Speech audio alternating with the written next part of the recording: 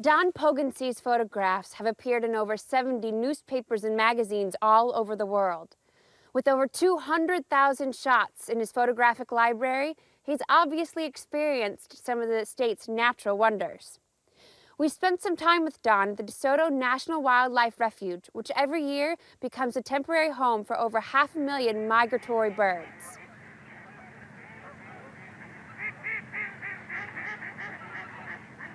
People say, yeah, they get National Geographic magazine or one of the other nature magazines. Oh, those images are so beautiful. You know, how did they do that? Well, it's time and it's effort, and you might call it a setup shot, but it's still waiting for that species to be there at that particular time. The lighting, you go back often, you know, hour after hour. And yeah, you come up with those scenes. They just don't happen. It takes time and patience. And you're the key, you're the photographer. It takes time. It takes maybe weeks. It takes, you know, sometimes going back over and over and over again to get that image. It doesn't happen the first time out or the 20th time out. It may happen the 21st time. We're using a Canon telephoto lens. It's a 600 millimeter f4 lens.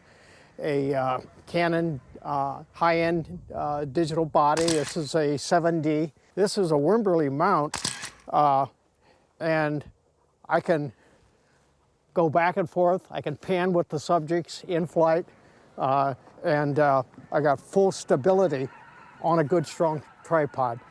What I try to do, I try to lock the sensor on whatever the main subject is, if it's a lead eagle or, you know, if it's a group or something, and keep that sensor on the bird, and then it's just a matter of moving with it. And you'll find that most of those shots are going to be great shots. They're going to be sharp. They're going to be, you know, provided you got the camera set, you can shoot fast enough shutter speed to stop the motion and that sort of thing. If the lighting is good, the subject is good, and I'm working on behavior, you know, you can shoot hundreds of images. But then again, every image that you shoot, you know, I think, is it the same as the one I just shot? Or is it a little bit different?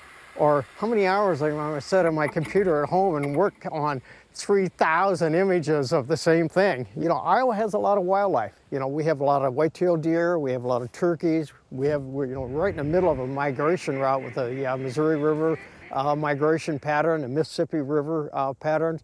And so we do have a lot of wildlife, but unfortunately most people don't get to see it because they're so busy, they're consumed with their work and their job and coming here and going there.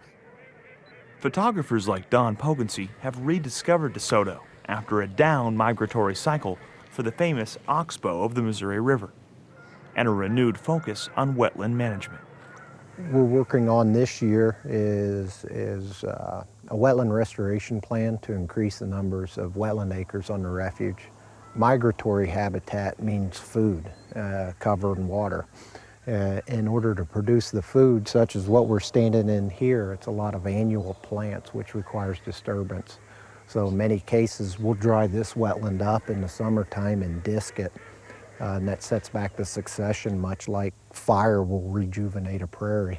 And sometimes it's just plain luck. The migration comes, the right wind patterns and where the birds are nesting in the Great Plains, and everything comes together just right for you. So hopefully it'll just continue to grow. These birds sometimes seem to find these areas and remember them from year to year, and hopefully we can continue to have this number grow.